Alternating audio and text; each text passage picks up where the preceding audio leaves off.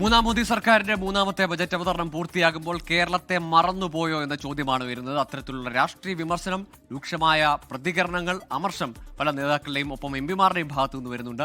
കടുത്ത വിമർശനം കേരളത്തിനൊന്നും കിട്ടിയില്ല എന്നുള്ള പ്രതികരണങ്ങൾ ആവർത്തിക്കുന്നു. അപ്പോഴും പ്രധാനമന്ത്രിയും ധനമന്ത്രിയും ഒക്കെ പറയുന്നത് എല്ലാ സംസ്ഥാനങ്ങൾക്കും തുല്യ നിലയിൽ പുരോഗതി ഉറപ്പാക്കുന്ന തരത്തിലുള്ള ഒരു വിഹിത വിഭജനമാണ് നടന്നിട്ടുള്ളത് ഈ ബജറ്റിലെന്നാണ്. ഏതായാലും ബജറ്റിലെ ടൈറ്റിലുകൾ ആവർത്തിച്ചുകൊണ്ടായിരുന്നു പ്രധാനമന്ത്രി അല്പം മുമ്പ് പ്രതികരിച്ചത്. ഏതായാലും കേരളം ആശിച്ചത്, കൊതിച്ചത്, അല്ലെങ്കിൽ ഈ കഴിഞ്ഞ പോയ മാസങ്ങളിൽ ഇവിടെ സുരേഷ് ഗോപി MP അടക്കം, കേന്ദ്രമന്ത്രി സുരേഷ് ഗോപി അടക്കമുള്ള ആളുകൾ പറഞ്ഞ് അവകാശപ്പെട്ട എയിംസ് അടക്കം ഒരു പ്രഖ്യാപനവും ഉണ്ടായില്ല. എയിംസിനെ പറ്റി കേരളത്തിൽ പരാമർശിച്ചിട്ടില്ല. ഏറ്റവും ഒടുവിൽ അതിവേഗ റെയിൽ ഈ ശ്രീധരൻ നാളെ DPR തയ്യാറാക്കാനായി ഓഫീസ് തുടങ്ങാനിരിക്കുകയാണ് കേരളത്തിൽ ഈ അതിവേഗ റെയിലിനായി. പക്ഷേ അതിവേഗ റെയിൽവേ ഇടനാഴി 7 ഇടത്ത് പ്രഖ്യാപിച്ചപ്പോഴും കേരളത്തെ മറന്നു എന്ന വിമർശനം നിൽക്കുന്നു. നമ്മുടെ സ്വപ്ന പദ്ധതി, അഭിമാന പദ്ധതി, ഇന്ത്യക്കാകെ അഭിമാനമായ പദ്ധതി വിഴിഞ്ഞത്തിനും യാതൊന്നുമില്ല. വിനീത VG ചേരുന്നുണ്ട് ഡൽഹിയിൽ നിന്ന്. വിനീത, കേരളത്തിന്റെ തീരത്ത് ലോകത്തിലെ തന്നെ ഏറ്റവും വലിയ കപ്പലുകൾ നങ്കൂരമിടുന്ന കാലത്ത് നമ്മൾ വിഴിഞ്ഞത്ത് ഒരുപാട് പ്രതീക്ഷിച്ചതാണ്. അതിനപ്പുറത്തേക്ക് റെയിൽവേയിൽ പ്രതീക്ഷിച്ചതാണ്. ഒരു സഹായവുമില്ല. കുതിക്കുന്ന വിഴിഞ്ഞത്തിനും ഒരു കൈത്താങ്ങില്ല. നമുക്കുള്ളത് ആ കടൽക്കരയിൽ കടലാമകളുടെ പ്രജനനം, അവയുടെ മുട്ടയിടലിന് നിരീക്ഷിക്കാനുള്ള പദ്ധതിയും കേര പദ്ധതിയും മാത്രമാണ്. ഇനി ആയുർവേദ പദ്ധതികൾ പ്രഖ്യാപിച്ചിട്ടുണ്ട്. ആയുർവേദ എയിംസ് പ്രഖ്യാപിച്ചിട്ടുണ്ട്, അല്ലെങ്കിൽ all India institute of Ayurveda പ്രഖ്യാപിക്കുന്നു 3 അതിലൊന്ന് കിട്ടിയേക്കും എന്നുള്ള പ്രതീക്ഷ മാത്രമാണ് ഇപ്പോഴും നമുക്ക് എന്തെങ്കിലും ഒരു ഹോപ്പായി ഇപ്പോഴും ബാക്കി നിൽക്കുന്നത്.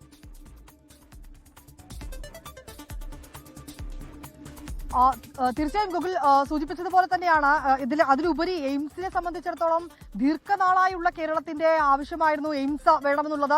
ആ ആവശ്യം ഉൾപ്പെടെ ഇപ്പോൾ ഈ അവസ്ഥയിലേക്ക് എത്തിയിരിക്കുന്നു എന്നുള്ളത് തന്നെയാണ് ഏറ്റവും പ്രധാനമായി പറയേണ്ടത്.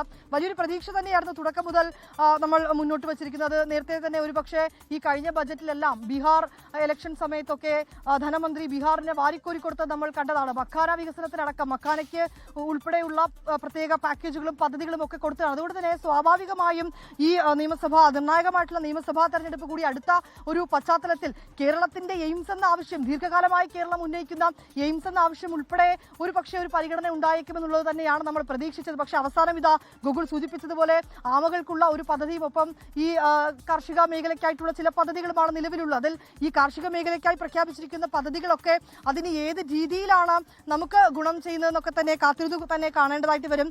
ബജറ്റിലെ 7 അതിവേഗ റെയിൽ ഇടനാഴികളാണ് ധനമന്ത്രി പ്രഖ്യാപിച്ചിരിക്കുന്നത്. അതിൽ കേരളത്തിൽ അതിവേഗ റെയിൽ ഇടനാഴി ഇല്ല എന്നുള്ളത് തന്നെയാണ്.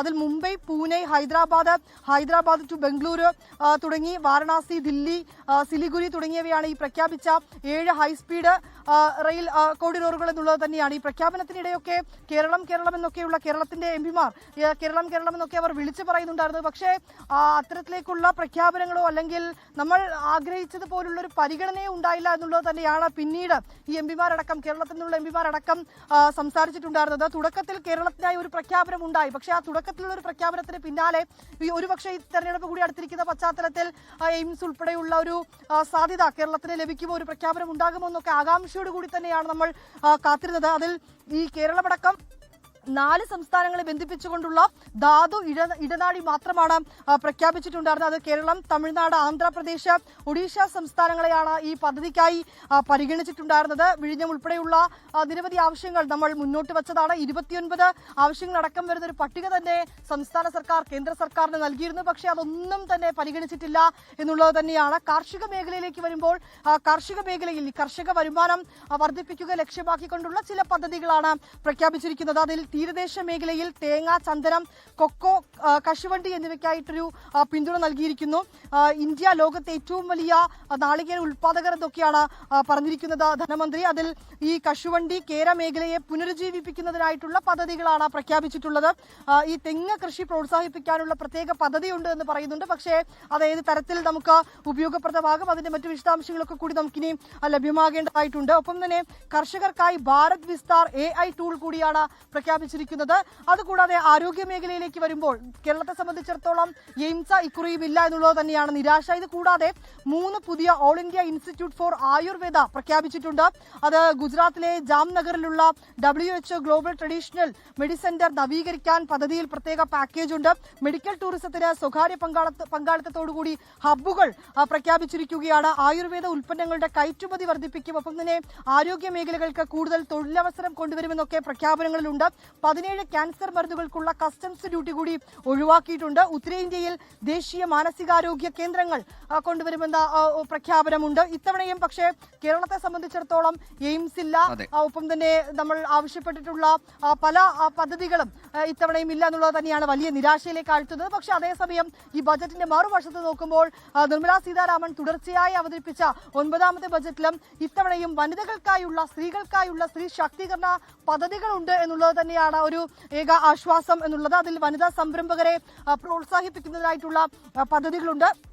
ഇതിനായി കൂടുതൽ പദ്ധതികൾ കൊണ്ടുവരുന്നുണ്ട്. ഒപ്പം തന്നെ ഗ്രാമീണ വനിതാ സംരംഭകർക്കായി ഷീമാർട്ട് പദ്ധതി പ്രഖ്യാപിച്ചിരിക്കുകയാണ്. വനിതകളുടെ സംരംഭങ്ങൾക്ക് ധനസഹായം നൽകുമെന്നാണ് കേന്ദ്രമന്ത്രി അറിയിച്ചിരിക്കുന്നത്. 1.4 ലക്ഷം കോടി സംസ്ഥാനങ്ങൾക്ക് ഗ്രാന്റ് നൽകുമെന്നുൾപ്പെടെയുള്ള കാര്യങ്ങൾ ഇങ്ങനെ ഈ പ്രഖ്യാപനത്തിലുണ്ട്. ഒപ്പം തന്നെ എല്ലാ ജില്ലകളിലും ഒരു ഗേൾസ് ഹോസ്റ്റൽ കൊണ്ടുവരും. അങ്ങനെ സ്ത്രീ സുരക്ഷയ്ക്കും ഒപ്പം തന്നെ ഈ സ്ത്രീ ശാക്തീകരണത്തിനുമായിട്ടുള്ള പദ്ധതികൾ, ഒപ്പം തന്നെ ഈ സ്ത്രീ സംരംഭകരെ ഉടമകളാക്കി മാറ്റുമെന്നുള്ള അങ്ങനെയുള്ള സ്ത്രീകൾക്ക് വേണ്ടിയുള്ള പദ്ധതികൾ അത് പതിവ് തെറ്റാതെ ഇത്തവണത്തെ ബജറ്റിലുമുണ്ട്. പക്ഷേ കേരളത്തെ സംബന്ധിച്ചിടത്തോളം ഒരുപക്ഷെ കടുത്ത നിരാശ എന്നുകൂടി തന്നെ നമുക്ക് പറയേണ്ടി വരും. ഗൂഗിൾ തീർച്ചയായും വിനീത, ഏതായാലും ഈ ബജറ്റ് അവതരണം കേരളത്തിൽ നിന്നുള്ള BJP നേതാക്കൾ, സംസ്ഥാന അധ്യക്ഷനടക്കം മുൻ കേന്ദ്രമന്ത്രി അടക്കം ഒരുമിച്ചിരുന്നാണ് കണ്ടത്. പക്ഷേ അതിനുശേഷം കാര്യമായ പ്രതികരണമൊന്നും BJP നേതൃത്വത്തിന്റെ ഭാഗത്തു നിന്ന് വന്നില്ല. ഏതെങ്കിലും പദ്ധതികളെപ്പറ്റി കേരളത്തിലുള്ള BJP നേതാക്കൾ പ്രതികരിച്ചിട്ടില്ല. അതിവേഗ റെയിലിനെ പറ്റിയുള്ള ചോദ്യത്തിന് മറുപടി വീടുണ്ടാക്കാൻ പറ്റിയിട്ടില്ല, എന്നിട്ടാണോ റെയിൽവേ എന്നതായിരുന്നു. അത് അജണ്ടയാണ് മാധ്യമങ്ങളുടേതെന്നാണ് BJP സംസ്ഥാന അധ്യക്ഷന്റെ പ്രതിരോധം, ദുർബലമായൊരു വാദം. ഏതായാലും കേരളത്തിന് വേണ്ടി, കേരളത്തിന്റെ ഭാവി വികസനത്തിന് വേണ്ടിയുള്ള ചോദ്യങ്ങൾ, പദ്ധതികളെ പറ്റിയല്ലേ മാധ്യമങ്ങൾ ഇനിയും ചോദിക്കുക. ഏതായാലും ആ ചോദ്യങ്ങൾക്ക് ഇനി വരുന്ന ദിവസങ്ങളിലും BJP നേതൃത്വം മറുപടി പറയേണ്ടി വരും. അതല്ല, ഇനി BJPയുടെ ദേശീയ നേതൃത്വം കേരളത്തിൽ കാര്യമായൊന്നും പ്രതീക്ഷിക്കുന്നില്ലേ എന്ന രാഷ്ട്രീയ ചോദ്യം കൂടി വരുന്നുണ്ട് ഈ ബജറ്റിന് ശേഷം. ലോകത്തെവിടെയായാലും ഏത് സമയത്തും 24 വാർത്തകളും ഓഗ്മെന്റഡ് റിയാലിറ്റി പാക്കേജുകളും എക്സ്പ്ലെയിനറുകളും വിശദമായി കാണാൻ ഞങ്ങളുടെ യൂട്യൂബ് ചാനൽ നിങ്ങൾക്ക് സബ്സ്ക്രൈബ് ചെയ്യാം.